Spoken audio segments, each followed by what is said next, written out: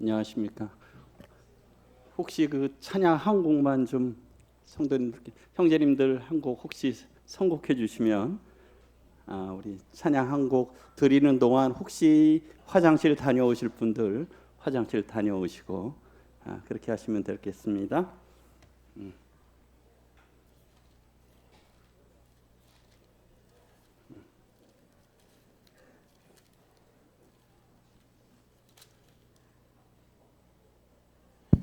네, 한국 찬송가 205장 괜찮으시면 한국 찬송가 205장 찬양 드리시겠습니다. 예, 귀한 찬양 선곡해 주셔서 감사합니다.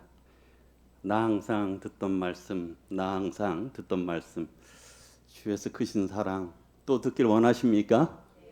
예, 주님께서 또 이 시간 또 합당한 말씀이 이 교회 가운데 또 선포되기를 기도하는 마음이 있습니다. 예, 오늘은 제가 그 베드로전서 말씀 보시도록 하겠습니다. 베드로전서 4장 1절부터 3절까지 말씀을 함께 보시도록 하겠습니다. 일단 4절까지 읽겠습니다. 제가 먼저 읽고요. 성도님들께서 2절 읽으시고 교독으로 읽겠습니다. 베드로전서 4장입니다. 베드로전서 4장 1절. 그리스도께서 이미 육체의 고난을 받으셨으니 너희도 같은 마음으로 갑옷을 삼으라. 이는 육체의 고난을 받은 자는 죄를 그쳤음이니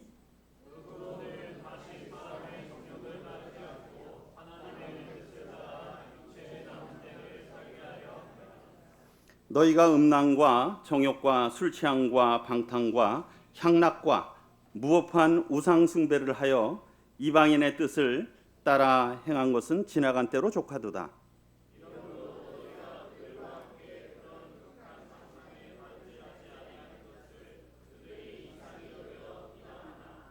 예. 오늘 제목은 이렇게 붙여봤습니다. 내 뜻이 아닌 하나님의 뜻, 하나님의 뜻을 따라. 조금 더 설명드리면 하나님의 뜻을 따라 육체에 남은 딸을 살아가기를 원하는 마음으로 오늘 함께 말씀을 나누도록 하겠습니다. 그래서요, 우리의 뜻이 아닌 하나님의 뜻을 따라서 살아가는 생애. 그래서 먼저 좀 베드로 전서의 좀 배경을 말씀드리면 우리 여기에 손을 두시고 앞장에 1장 보시겠습니다. 1장 1절 2절 읽어드리겠습니다.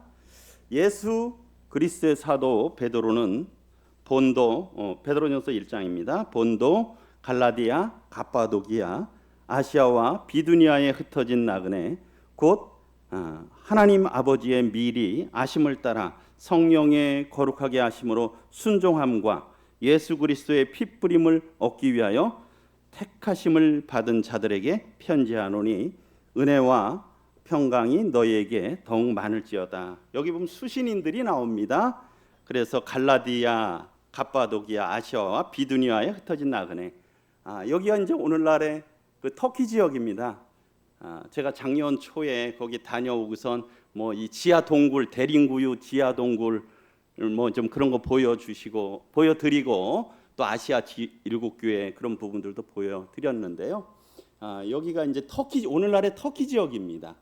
거기에 살고 있는 특별히 여기에 보게 되면 베드로전서에 보게 되면 1장 1절에 또 보게 되면 나그네가 나오죠. 나그네가 나오고 1장 2절에는 후반부에 보게 되면 택하심을 받은 자들이 나옵니다. 그리고 1장 17절에도 보게 되면 어떻습니까? 거기 끝부분에 보면 17절 읽어보면 외모로 보시지 않고 각 사람의 행위대로 심판하시는 일을 너희가 아버지라 부른즉 너희가 나그네로 있을 때를 두려움으로 지내라라고 이렇게 또 말씀을 하고 있습니다. 그래서 여기서 또 이렇게 많이 생각할 수 있는 건 나그네라고 하는 단어예요. 나그네. 잠시 머무는 나그네. 우리 그런 노래도 있지 않습니까? 최희준 씨의 인생은 나그네라고. 나중에 그 가사 한번 보시기 바랍니다. 그것도 참 의미가 있는데요. 인생은 참 나그네인데 그런데 베드로는 특별히 이 지역에 있는 성도들을 향해서 나그네라고 하고 있고요. 또 이게 흩어진 자들이라고 말하고 있습니다. 그래서 이 부분이 또 성경학자들은 대부분 또 이방인들, 물론 거기에 유대인들도 있지만 대상들이 그런 흩어진 자들. 그래서 이것은 그 영적으로 보게 되면 성도들이 나그네라는 거예요. 나그네. 그 시대. 그 원래 히브리라고 하는 뜻이 이 건너온 자잖아요. 그렇죠? 건너온 자. 그 히브리인이 아브라함이 갈대아 우르에서 이 가나안 땅으로 건너왔잖아요. 히브리 사람. 이 건너온 자. 그럼 뭡니까? 나그네라는 거예요. 우리 어느 저기 분들 보게 되면 이름을 모르는데 뭐 어디 뭐 목포댁 뭐 어디 무슨 댁들 하잖아요. 그게 이제 외부에서 오신 분들 이름을 잘 대신 어떤 그 지역을 말하는데 이 나그네라는 거예요. 그래서 흩어진 나그네라고 하는 거죠. 그러면서 그런데 또 하나는 그 당시에 성도들이 고난이 있었다는 거예요. 그래서 이것은 나그네라는 건 오늘날 우리들에게도 동일한, 저희도 나그네 아닙니까? 나그네잖아요. 왜 그런 1장 4절에 보게 되면 하나님께서 3, 4절에 보면 하나님이 산소망을 있게 하셨어요.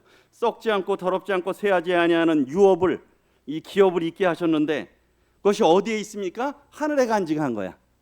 나그네가 뭡니까? 원래 본향 있는 사람들이 나그네잖아요. 잠깐 왔다가 가는 게 나그네잖아요. 그래서 이 성도들을 향해서 기록을 하고 있는 거예요. 그런데 그 당시에 성도들이 어땠느냐? 이 어려움이 있고 고난이 있었다는 겁니다. 그런데 이제 학자들이, 오늘날의 학자들은 이런 것들을 이렇게 전반적으로 보면서 이때가 아주 뭐 국가적으로 조직적으로 박해가 있었던 그런 유형의 그 뭡니까? 이 고난보다는 앞서서 제가 이거 4절 읽어드렸잖아요. 4장 4절에 보게 되면 이러므로 너희가 그들과 함께 극한 방탕에, 베드로전서 4장 4절입니다.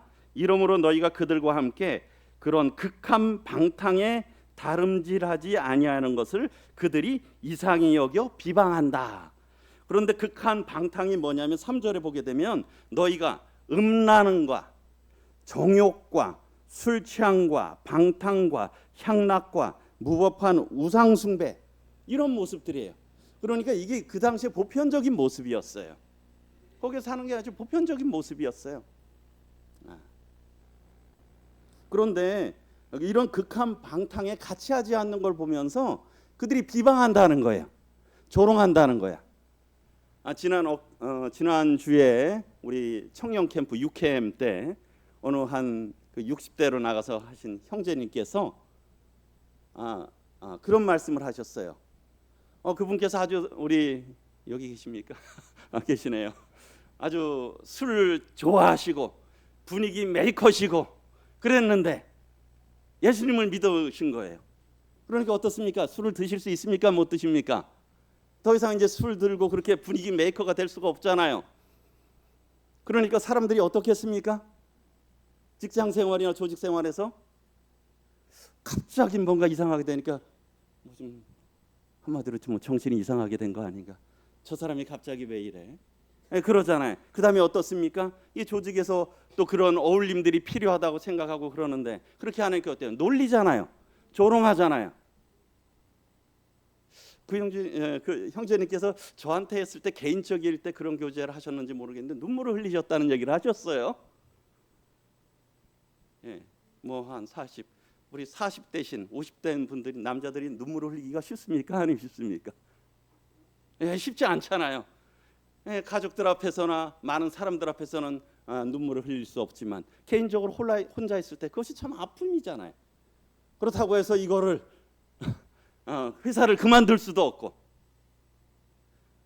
이러한 다수의 어떤 차이가 있지만은 아마 그 당시의 성도들은 지금의 저희가 겪는 것보다는 더 많은 어려움을 겪었을 거라고 하는 것이에요.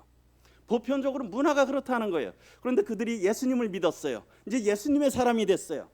그러면 이제 옛습관을 버리고 새로운 삶을 살아가는 거예요. 그래서 여기 아까 4절에 읽은 것대로 그런 극한 방탕에 같이 다름질 했었는데 언제부터 다름질 같이 안 하는 거야. 따로 노는 거야. 그러다 보니까 소위 뭐 왕따가 되는 거죠.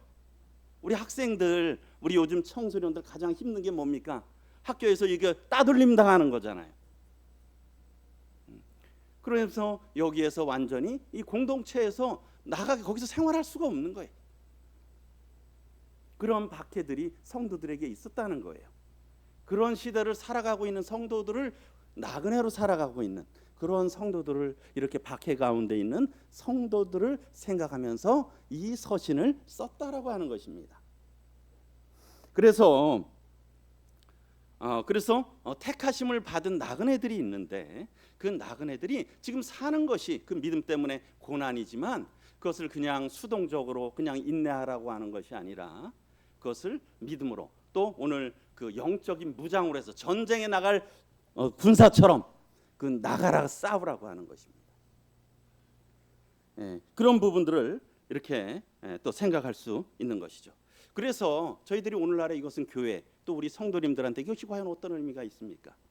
우리 성도님들도 세상에서 이렇게 우리 세상을 벗어나서 살 수가 없잖아요. 세상에서 함께 살아야 되잖아요.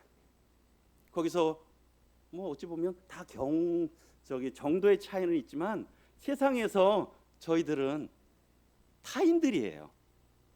그렇지 않습니까?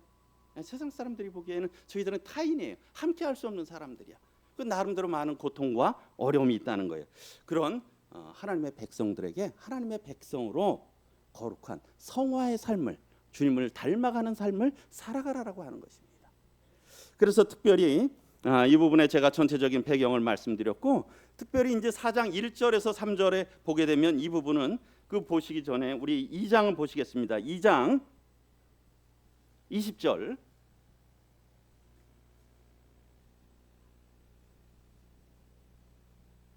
18절부터 보겠습니다. 제가 읽겠습니다. 사환들아 범사에 두려워함으로 주인들에게 순종하되 선하고 관용하는 자들에게만 아니라 또한 이 까다로운 자들에게도 그리하라. 여기에는 아마 섬기는 이런 사람들도 성도들도 많이 있었던 것 같아요. 그런데 말씀하고 있죠. 좋은 주인에게만도 하지 말고 참 자기가 충성을 다했는데도 오히려 자기를 어떤 뭐 미워할 수도 있고 그렇지 않습니까? 우리 성도님들도 회사 생활하다 보면 나 참 성실하게 하고 열심히 하는데 세상 방식 따르지 않는다 그래서 오히려 외톨이가 되고 어려움 당하는 경우 있잖아요. 그 당시에 더 심했다는 거예요. 그러면서 19절에 부당하게 고난을 받아도 하나님을 생각함으로 슬픔을 참으면 이는 아름답다는 거예요. 그러나 20절에 죄가 있어 매를 맞고 참으면 무슨 칭찬이 있으리요. 그러나 선을 행함으로 고난을 받고 참으면 이는 하나님 앞에 아름다우니라. 베드로가 말하고 싶은 거였어요. 어렵지만 선을 행하면서 적극적으로 선으로 악을 이기라는 거예요. 그러면서 베드로가 주님의 본을 말씀하는 겁니다. 21절에 이를 위하여 너희가 부르심을 받았으니 이러한 삶을 위해서 우리를 부르셨다는 거예요. 주님이 우리를 부르신 이유는 이러한 삶을 위해서 부르셨다는 거예요. 단순히 구원받고 천국 가서 그게 끝이 아니라는 거예요. 주님과 함께 고난받도록 이를 위하여 너희가 부르심을 받았으니 그리스도도 너희를 위하여 고난을 받으사 너희에게 본을 끼쳐 그 자취를 따라오게 하려 하셨느니라. 주님이 미리 본을 보이셨다는 거예요. 참 감사하지 않습니까? 이게 주님의 사랑이잖아요. 주님께서 미리 그냥 너희들 해라고 한 게 아니에요. 주님께서 친히 본을 보여주셨다는 겁니다.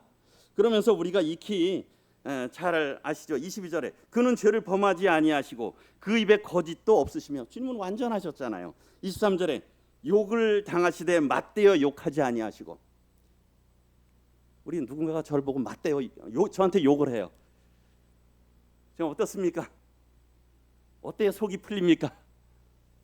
어때야 속이 풀려요? 저도 맞대어 욕을 해야 속이 풀리지 않습니까? 그렇지 않습니까? 누군가 저를 아주 자존심을 굉장히 상하게 해요. 그냥 아무 반응 없으십니까? 그냥? 아니죠. 거기에 그에 상응하는 뭔가를 갖다가 공격을 해야 되잖아요. 참아야 되죠. 예, 그렇습니다. 참아야 됩니다. 근데 주님이 그래서 맞대어 욕하지 않으셨다는 거예요. 본을 보이셨잖아요, 주님께서. 그러면서 주님이 오면서 그러면서 그래 어디 너희 나중에 보자. 이 글을 갈면서 그렇게 하셨겠습니까? 여기 보게 되면 고난을 당하시되 주님이 위협하지 않으셨다는 거예요. 너희 한번 나중에 보자. 주님이 그러지 않으셨다는 거예요. 주님의 그 마음에 그렇게 했지만 그들을 불쌍히 여기시고 온유한 마음이 있으셨다는 거죠. 그리고 뭡니까? 오직 공의로 심판하시는 하나님께 그것을 부탁했다는 거예요. 아버지, 저들이 하는 것을 알지 못합니다. 저들을 불쌍히 여겨주셔서. 주님의 기도시잖아요. 그리고 우리가 잘 아는데 친히 나무에 달려 그 몸으로 우리 죄를 담당했어요. 저희가 이 복음의 구절을 이렇게 하지 않습니까? 그러면서 이것은 주님께서 우리를 구속하시기 위해서 우리의 죄를 용서하셨다라고 하는 사실을 말씀하실 뿐만 아니라 우리들로 하여금 이러한 삶을 본받도록 하기 위해서 이 말씀을 하셨다는 겁니다. 네, 주님께서 우리를 위해서 이 고난을 받으시고 수치를 당하신 것에 대해서 구속의 은혜를 말씀하실 뿐만 아니라 우리로 하여금 너희도 나의 자취를 나를 따라오라 라고 하는 걸 말씀하기 위해서 사도 바울은 지금 이것을 기록하고 있다는 것입니다. 그래서 3장 18절에 보게 되면 그리스도께서도 단번에, 베드로전서 3장 18절입니다. 그리스도께서도 단번에 죄를 위하여 죽으사 의인으로서 불의한 자를 대신하셨으니 이는 우리를 하나님 앞으로 인도하려 하심이라. 그래서 주님께서 하신 아름다운 것과 고난이 점점 절정에 달아가고 있는 겁니다. 그러면서 이제 4장에 접어든 거예요. 그래서 4장에서 말씀하고 있는 것은 뭐냐면 그리스도의 고난을 앞서서 쭉 말씀했다면 이제는 성도들이 성화, 뭡니까? 성화, 주님을 닮아가는 삶을 살아가도록 말씀하는 그 가운데 있는 말씀이라는 겁니다. 그런 맥락을 생각하시면서 오늘 본문 구절을 생각하시면 좋을 것 같습니다. 그래서 오늘 4장에 보게 되면 첫 번째로는 4장 1절 보시면 그리스도께서 이미 육체의 고난을 받으셨으니, 그리스도께서 육체의 고난을 받으셨잖아요. 그렇지 않습니까? 주님께서 육체의 고난을 이미 받으셨어요. 그런데 특별히 여기에 보게 되면 너희가 같은 마음을 품으라, 같은 마음으로 갑옷을 삼으래요. 주님께서 육체의 고난을 받으셨어요. 그런데 같은 마음으로 갑옷을 삼으라고 말하고 있습니다. 그럼 과연 그 같은 마음이 어떤 마음이었을까요? 제가 사실 오늘 이 주제를 선정하게 된 배경이 어제 아침에 장로 형제님들 회의가 아침에 있었어요. 물론 이제 말씀이 있으면 계속 기도하죠. 말씀을 어떤 걸로 해야 될지 인도로 해서 계속 기도합니다. 근데 제가 아직 어떤 말씀을 할지 결정을 못했어요. 그런데 회의를 마치고 끝마치는 기도에서 한 장로 형제님께서 이 말씀을 가지고 기도를 하셨어요. 이번 주 암송 구절입니다. 우리 누가복음 22장입니다. 누가복음 22장 42절.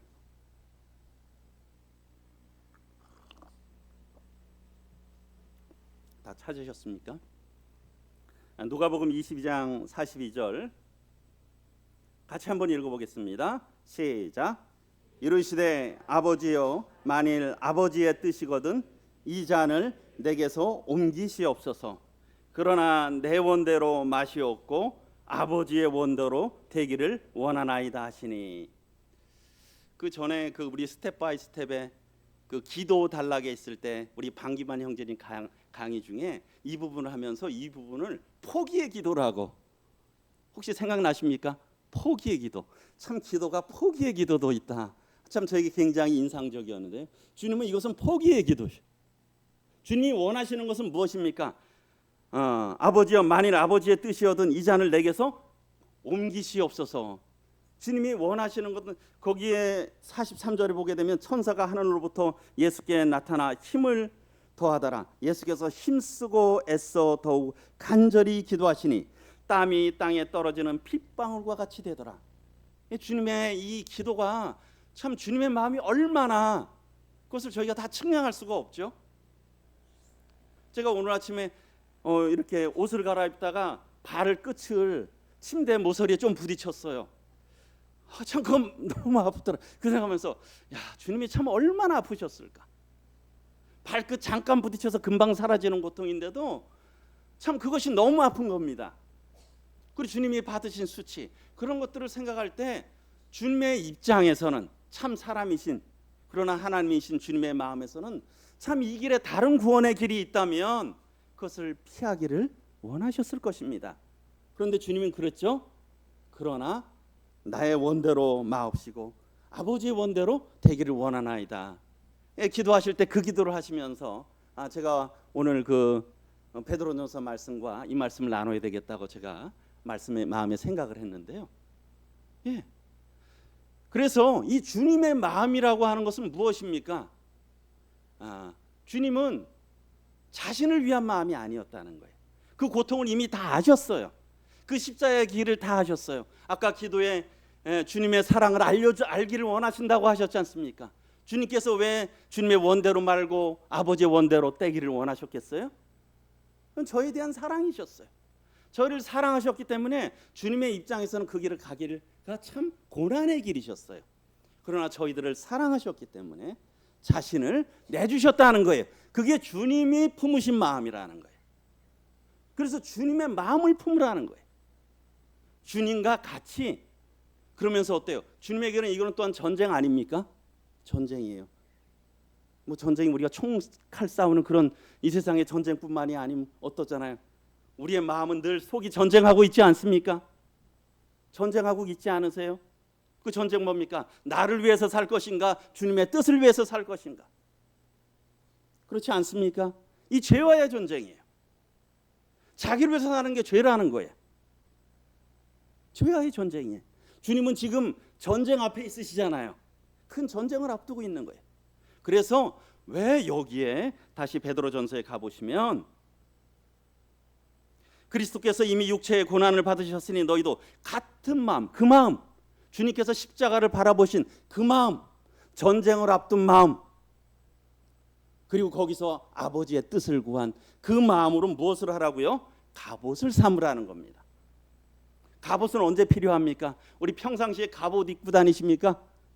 아니시죠? 평상 그 갑옷은 어때요? 참 불편하잖아요. 쇠로 만들고 하니까 무겁고 불편하잖아요. 갑옷은 무엇을 위해서 필요합니까? 전쟁을 위해서 필요한 거예요. 그래서 사도 베드로는 그냥 단순히 이 고난받은 성도들에게 그냥 인내해라라고 말씀하고 있는 게 아닙니다. 뭡니까? 지금 우리는 전쟁에 있다는 거예요. 우리 전쟁이 앞두면 어떻습니까? 군인이 어떤 마음을 해야 될까요? 어떻게 하면 이게 후방으로 빠질까? 어떻게 하면 여기를 피해서 내 목숨을 건질까? 그게 군사의 병사의 마음이겠습니까? 아니잖아요. 병사의 마음은 어떻습니까? 한마디로 뭐 죽으면 죽으리라 하는 마음이 병사의 마음 아니겠습니까? 우리에게 그런 마음을 품으래. 죽으면 죽으리라 하는 마음을 품으라는 거예요. 마음의 자세는. 그것으로 무장하라는 거예요. 그리고 여러 장비로 마음을 그렇게 품고 자기의 장비를 갖춰야 될 거 아니에요. 이 전쟁에 나가는 용사의 모습을 지금 말하고 있다는 겁니다. 그래서 단순히 참으세요, 참으라, 인내하라라고 말하고 있지 않고 주님과 같은 마음, 주님이 전쟁을 큰 영적인 전쟁을 앞두고 그 앞에 섰던 것처럼 그런 마음으로 서 있으라는 겁니다. 무장하라는 거예요. 왜요? 지금은 전쟁의 시기라는 거예요. 그렇지 않습니까? 우리는 지금 전쟁의 때를 살고 있어요. 성도들은 나그네라고 말하고 있고 전쟁의 때를 살고 있는 사람입니다. 근데 우리가 지금 나그네인 걸 모르고 전쟁의 때인 걸 모르면 어떻게 되겠습니까? 그래서 주님과 같은 마음으로 또 무장하라라고 말씀하고 있고요. 그 다음에 여기에 보게 되면 그리스도께 이미 그래서 그렇게 해야 되는 게 죄를 그쳤다는 거예요. 죄를 그쳤다라고 하는 게 이게 원어상으로 이미 완료된 거예요. 완료된. 그래서 죄를 끝냈다. 죄에서 벗어났다. 그런 뜻입니다. 성도들은. 우리 로마서 6장 말씀 보겠습니다. 로마서 6장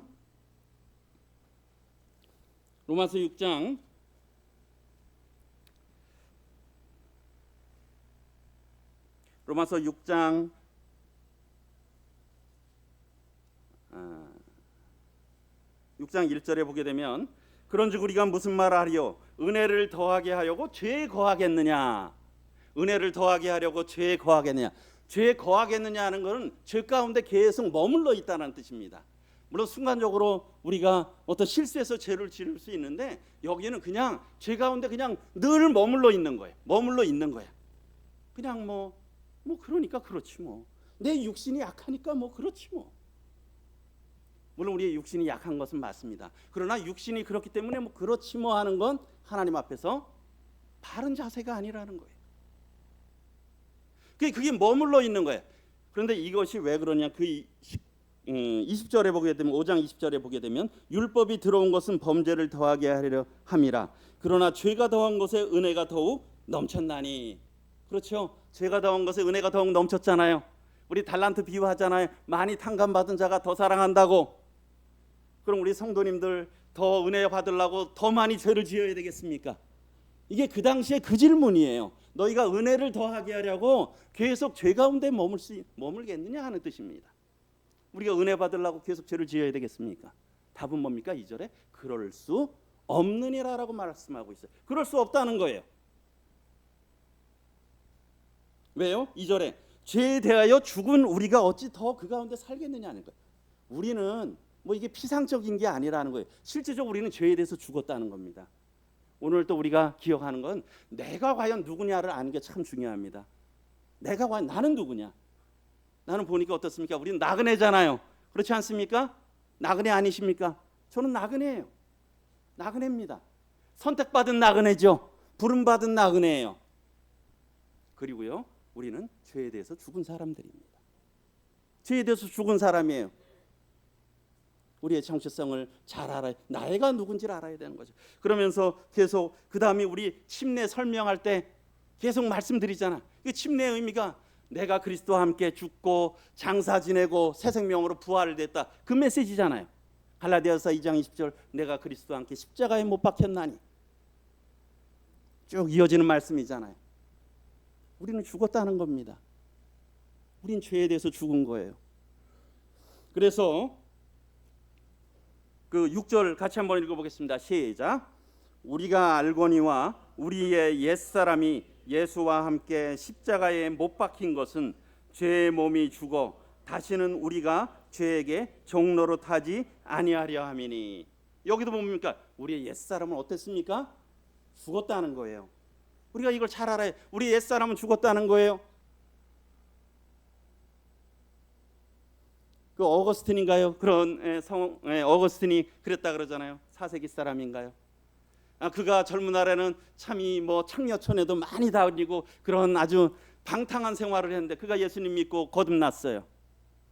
그랬는데 어느 날 이렇게 걸어가고 있는데 옛날에 같이 가까이 지내던 그 창녀가 어거스틴이 아니냐고 그랬대요.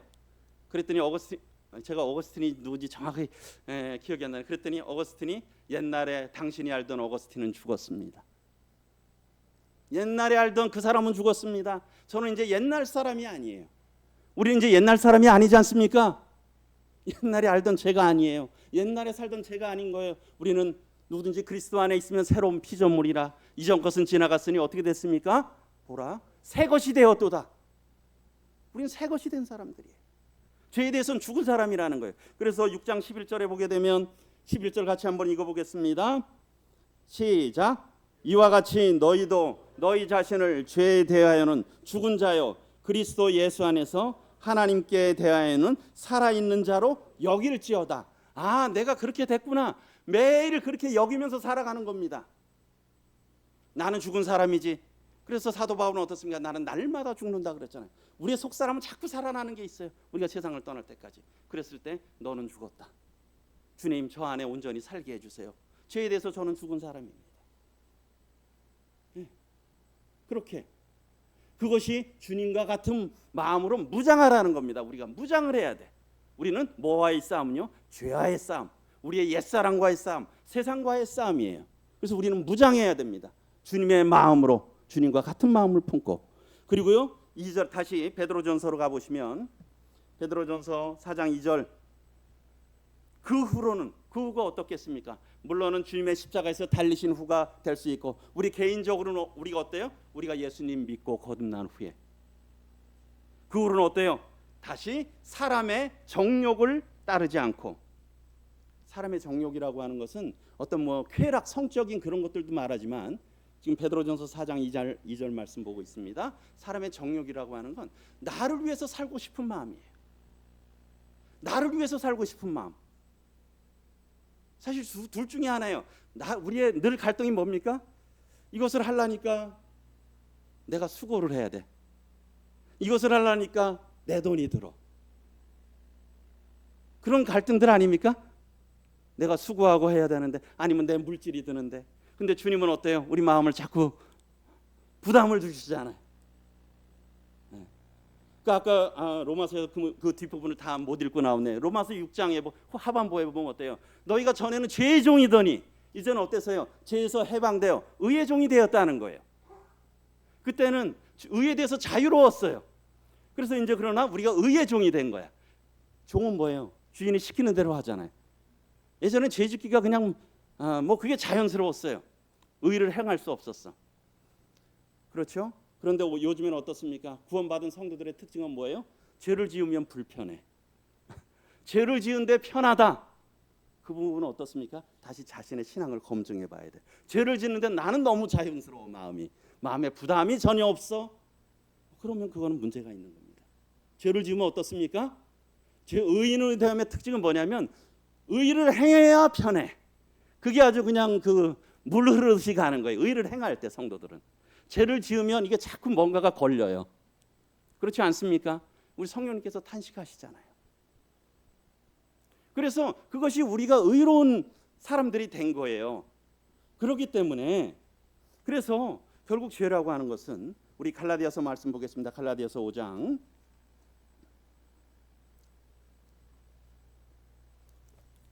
갈라디아서 5장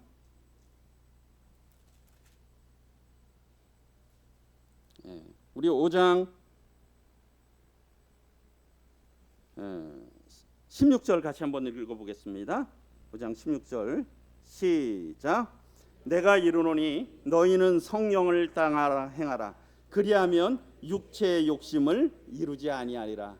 우리가 살아가는 방식은 두 가지예요. 우리의 육체를 위해서 살아갈 거냐, 성령을 따라 살아갈 거냐. 성령은 하나님의 영이잖아요. 하나님의 뜻을 따라갈 거냐. 우리는 그 가운데 늘 성도는 갈등이 그 갈등이에요. 사실은 이 세상에 살고 있는 우리의 갈등은 그거라는 거예요.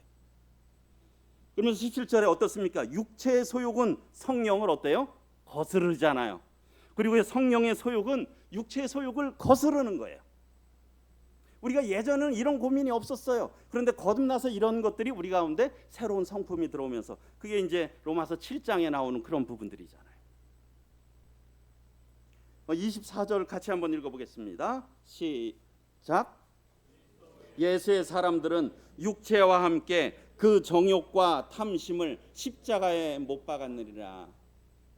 그래서 이제 우리가 나는 과연 누구냐?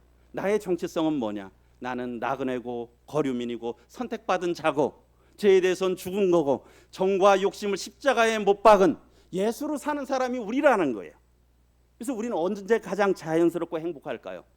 그 정체성대로 나의 모습대로 살아갈 때 가장 행복한 거예요. 신명기에서 10장에서 내가 내 행복을 위하여 내게 명하는 명령을 내가 지킬 것이 아니냐 말하고 있어요. 내 행복을 위하여 내게 명하는 명령. 주님이 우리를 뭐 억압하려고 우리의 뭐가 필요해서 하는 게 아니에요. 내 행복을 위하여 내게 명하는 명령을 지키라는 거예요. 그래서 우리가 주님 명령 행할 때 거기에 행복이 있는 거예요. 올무를 매놓으려고 하는 게 아니라는 거예요. 주님 따라 살아갈 때 정말 참 행복이 있다는 것입니다. 그래서 우리는 그런 사람이라는 거예요. 그래서 다시 한번 돌아오겠습니다. 베드로전서 4장에 보게 되면 그 후로는 다시 사람의 정욕을 따르지 않고 뭐예요? 자기 욕심을 따르지 않고 뭡니까? 하나님의 뜻을 따라. 이게 뭐예요? 성령님께서 역사하시잖아요. 하나님의 뜻을 따라 뭐를요? 육체의 남은 때를 살게 하렵니다. 저도 참 이 말씀을 자주 읊조립니다. 참 이렇게 살아가야 되겠다. 제가 얼마나 더 살지 알겠습니까? 모르잖아요.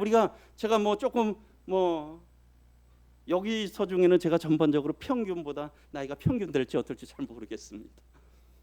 그러나 가는 데는 순서가 없잖아요. 우리가 육체의 남은 때가 얼마인지 어떻게 알겠어요? 우리가 사모하는 건 뭡니까? 참 나의 육체의 남은 때가 얼마인지 모르겠는데 그냥 나 자신을 위해서 살지 않고 하나님의 뜻을 따라 살아야 되겠구나. 그것이 우리의 소원 아닙니까? 그렇지 않습니까? 저만의 소원입니까? 다 우리 모든 성도님들의 소원이잖아요. 그래서 우리가 그렇게 살아야 된다. 육체의 남은 때를 하나님의 뜻을 따라서 그리고요 3절에 보게 되면 내 뜻대로 산 건 지나간 때가 아주 족하다는 거예요. 그때 그 육캠 때 한 형제님이 50대 대표로 간증을 하셨는데 그 형제님 예수님 믿고 난 뒤에는 후회가 없대요. 저도 이렇게 곰곰이 생각해 보니까 물론 잘못한 게 많고 연약한 게 많지만 저도 사실은 별 후회가 없어요. 후회가 없습니다. 연약한 가운데 주님이 은혜 베푸셨죠. 근데 그 형제님이 후회하는 게 있대요. 예수님 믿기 전에 방탕한 생활한 거, 그게 후회가 된대요. 그렇지 않습니까? 다시 3절에 보면 너희가 음란과 정욕과 술 취함과 방탕과 향락과 무법한 우상 숭배를 하여 이방인의 뜻을 따라 살아간 것은 언제가 족하다가요? 지나간 때면 충분하다는 거예요. 그래서 내 뜻대로 산 거는 어떻습니까? 이미 충분히 그렇게 살았다는 거예요. 그럼 우리 이제 앞으로 어떻게 살아야 됩니까? 우리는 본향을 바라보는 사람이잖아요. 우리는 영적 전쟁 가운데 부르실 때까지 살아가잖아요. 우리가 주님과 같은 마음으로 영적 전쟁의 마음으로 무장을 해야 되는 거예요. 그리고요 이제는 하나님의 뜻을 따라서 육체의 남은 때를 살겠다라고 하나님 앞에 정말 기도하고 구하고 주님 저를 도와주세요. 그리고요 나의 산 거는 이제 지나간 때로 족하도다. 더 이상 나를 위해서 살지 말자. 그렇게 우리가 결심하고 하나님 앞에 서원해야 되지 않겠습니까? 그리고 매일 나가야 될 거예요. 결론의 말씀을 드리겠습니다. 우리는 우리의 정체성을 분명히 알아야 돼요. 우리는 어떤 사람입니까? 우리는 나그네고 거류민이고 하나님의 선택받은 자들이에요. 에베소서 2장 90절에는 너희는 왕같은 제사장들이라고 말했잖아요. 우리 아주 존귀한 자들이 됐어요. 그리고 우리는 죄에 대해서는 죽은 자예요. 그래서 잠깐만 베드로전서 1장 17절 우리 같이 한번 읽어보겠습니다. 베드로전서 1장 17절 시작. 외모로 보시지 않고 각 사람의 행위도로 심판하시는 이를 너희가 아버지라 부른즉 너희가 나그네로 있을 때를 두려움으로 지내라. 제가 있다는 건 아버지가 있잖아요. 아버지가 없으면 저의 정체성이 제가 누군지가 몰라요. 제가 최씨인 건 누가 최씨겠습니까? 저희 아버지가 최씨예요. 우리는 하나님을 아버지라 부르고 있지 않습니까? 그러니까 우리가 나그네잖아요. 두려움으로 지내라는 거예요. 우리의 정체성, 나는 하나님을 하나님 아버지라 부르고 있고 주님으로 부르고 있지. 나는 그리스도인이라고 말하고 있지. 나는 죄에 대해서 죽은 자다. 그런 정체성에 대해서 우리가 분명한 생각을 갖고 있어야 될 것입니다. 그리고요 어떻습니까? 그냥 이것은 전쟁이라는 거예요. 우린 죄에서 지면 지는 겁니다. 여기 다시 보셨지만 16절에 보게 되면 15절에 오직 너희를 부르신 거룩한 이처럼 너희도 모든 행실에 거룩한 자가 되라. 기록되었을 때 내가 거룩하니 너희도 거룩할지어다. 이스라엘 백성을 부르는 레위기에서 하나님께서 그들을 불러내서 그들에게 말하면 내가 거룩하니 너희도 거룩할지어다. 하나님께서 요구하시는 거예요. 하나님이 아버지가 거룩하면 자녀들도 거룩해야 되잖아요. 우리가 그러한 삶을 살아야 된다는 겁니다. 영적 전쟁을 하고 지금 전쟁 가운데 우리는 뭐와의 싸움이냐? 죄와의 싸움이다라는 거예요. 나를 위한 욕심들, 하나님께 대한 불신들. 그래서 주님, 제가 온전히 죽고 주님만이 온전히 살게 해주세요. 이런 걸로 전쟁을 하는 그런 각오. 정말 에스더의 기도처럼 우리 죽으면 죽으리라, 죽으면 죽으리라라고 하는 것들 기도해야 될 것입니다. 그리고요, 우리가 내 뜻이 아닌 하나님의 뜻을 따라서 어떻게 사셔야 되겠어요? 우리가 그렇잖아요. 육체의 나무 때를 그렇게 살아가야 되지 않겠습니까? 내 뜻이 아닌 하나님의 뜻. 내 뜻은 죄예요. 자기중심적인 게 죄입니다. 내 마음대로 하는 게 죄예요. 하나님의 뜻을 따라서. 육체의 소욕과 성령의 소욕은 서로 거스릅니다. 이번 주 암송 구절 같이 한번 읽어보겠습니다. 시작. 이르시되 아버지여 만일 아버지의 뜻이거든 이 잔을 내게서 옮기시옵소서.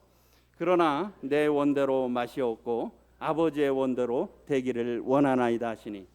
다 하시면 좋겠지만 다 하셔도 좋습니다. 특별히 근데 빨간 부분을 가지고 성도님들이 그 암송하면서 이렇게 기도하시기 바랍니다.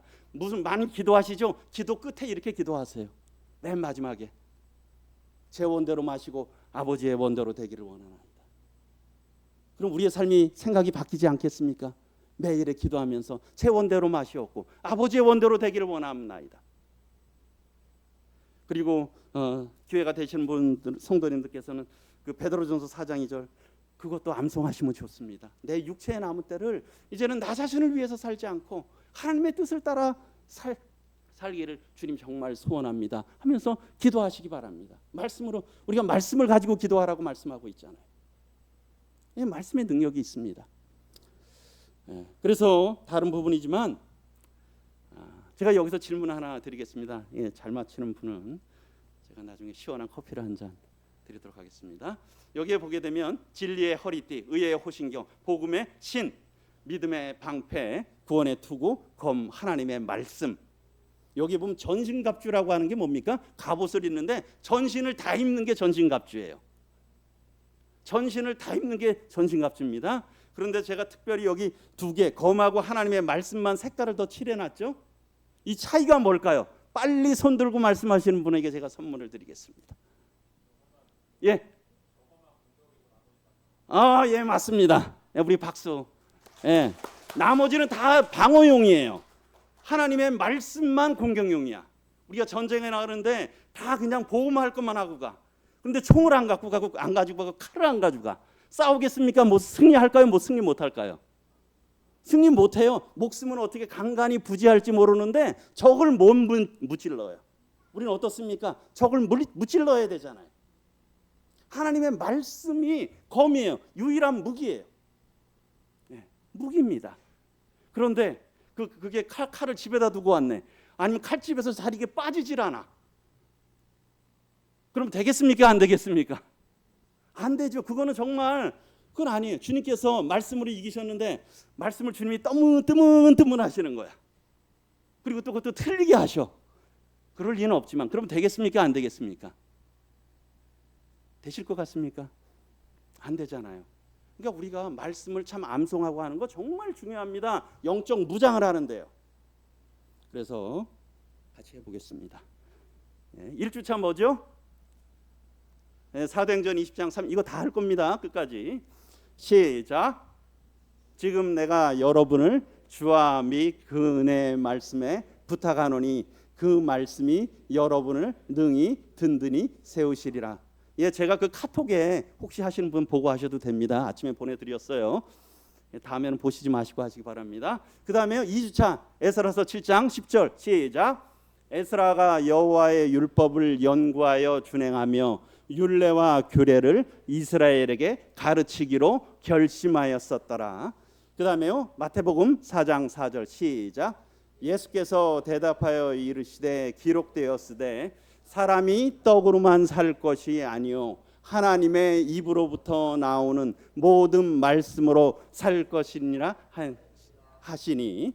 그 다음에요 시편 107편 8절 시작. 여호와의 인자하심과 인생에 행하신 기적으로 말미암아 그를 찬송할지로다. 그 다음에 마태복음 21장 13절 시작. 그들에게 이르시되 기록된 바 내 집은 기도하는 집이라 일컬음을 받으리라 하였거늘 너희는 강도의 소굴을 만드는도다.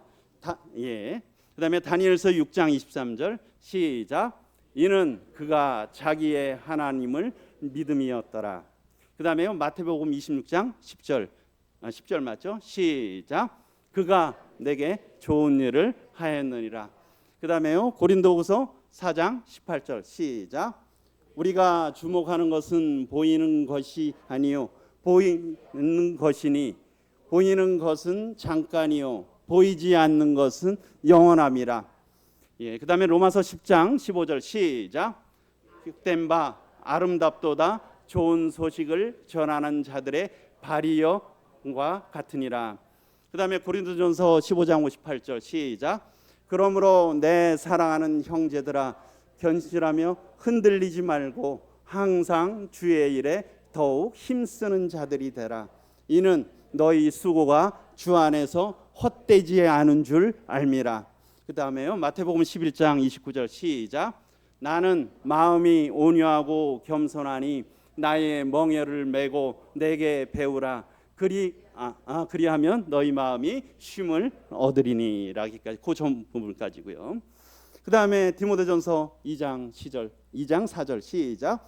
하나님은 모든 사람이 구원을 받으며 진리를 아는데 이르기를 원하시느니라. 그 다음에요 예레미야 29장 11절 시작. 여호와의 말씀이니라 너희를 향한 나의 생각을 내가 안하니 평안이요 재앙이 아니니라. 너희에게 미래와 희망을 주는 것이니라. 예, 저도 히브리서 3장 6절 시작. 그리스도 하나님의 집을 맡은 아들로서 그와 같이 하셨으니 우리가 소망의 확신과 자랑을 끝까지 굳게 잡고 있으면 우리는 그의 집이라. 그다음에 시편 1편 2절 시작. 오직 여호와의 율법을 즐거워하여 그의 율법을 주야로 묵상하는도다. 예, 그다음에 누가복음 10장 39절 시작. 그에게 마리아라는 하는 동생이 있어 주의 발치에 앉아 그의 말씀을 듣더니. 그다음에요 요한복음 17장 17절 시작. 그들을 진리로 거룩하게 하옵소서. 아버지의 말씀은 진리니이다. 예, 그다음에 시편 102편 27절 시작. 주는 한결 같으시고 주의 연대는 무궁하리이다. 예. 그다음에 히브리서 11장 1절 시작. 믿음은 바라는 것들의 실상이요 보이지 않는 것들의 증거니. 그다음에 앤드루 코엘 형제님 우리 마태복음 16장 18절 시작. 또 내가 네게 이르노니 너는 베드로라. 내가 이 반석 위에 내 교회를 세우리니 음부의 권세가 이기지 못하리라. 예, 그다음에 마지막입니다. 빌립보서 4장 1절 시작. 그러므로 나의 사랑하고 사모하는 형제들, 나의 기쁨이요 멸류가 아닌 사랑하는 자들아, 이와 같이 주 안에 서라. 제가 해보는데 6분 걸렸습니다. 그래서 제가 올 연말까지 다 해도 한 10분이면 다 할 것 같아요. 그래서 한두 분이라도 이 52구절을 다 외우면 나름 의미 있지 않겠습니까? 올해 주제가 뭡니까? 말씀으로 성도를 세우는 교회잖아요. 말씀으로 하나님의 말씀을 우리 마음에 풍성히 담아야 되지 않겠습니까? 예, 그래서 우리가 이제는 우리의 뜻으로 사는 것이 아니라 하나님의 뜻으로, 내 뜻이 아니라 하나님의 뜻이 이루어지기를 기도하면서 우리의 생애를 살아가셨으면 좋겠습니다. 기도드리겠습니다. 은혜로우신 주님, 참 감사를 드립니다. 주님께서 저희들을 주님께서 십자가에서 죽으심으로 참 구원해 주시고 또 주님께서 아름다운 삶의 발자취를 친히 저희들에게 보여주셔서 이제는 저희들이 구원받고 그 발자취를 따라가게 해주심 감사를 드립니다. 저희들이 이제는 육체의 남은 때를 참 저희들의 정욕을 위해서 살지 않고 하나님의 뜻을 따라 육체의 남은 때를 살아가게 하시고 주님께서 기도와 삶으로 보여주셨듯이 나의 원대로 마옵시고 아버지의 원대로 되기를 구하셨던 그런 기도와 그러한 삶을 살아가도록 축복해 주시옵소서. 모든 시간을 감사를 드리옵고 예수님의 존귀하신 이름으로 간절히 기도드리옵나이다. 아멘. 이상으로 시간 마치시겠습니다.